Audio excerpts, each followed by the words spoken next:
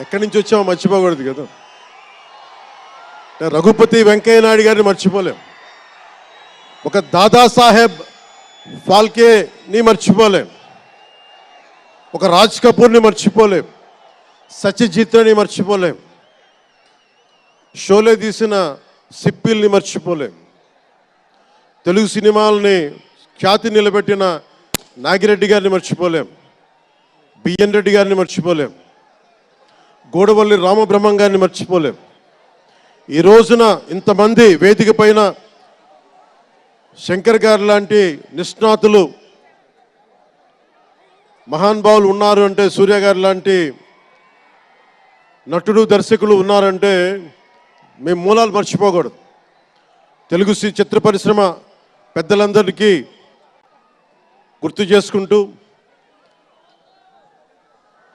తెలుగు జాతికి పేరు తెచ్చిన ఎన్టీ రామారావు గారికి మనస్ఫూర్తిగా ఆయనని గుండె లోతుల్లోంచి ఆయనకి స్మరించుకుంటూ, అలాగే పవన్ కళ్యాణ్ ఉన్నా, రామ్ చరణ్ ఉన్నా, ఏ హీరోలు ఉన్నా కానీ దానికి మూలం మెగాస్టార్ చిరంజీవి గారు.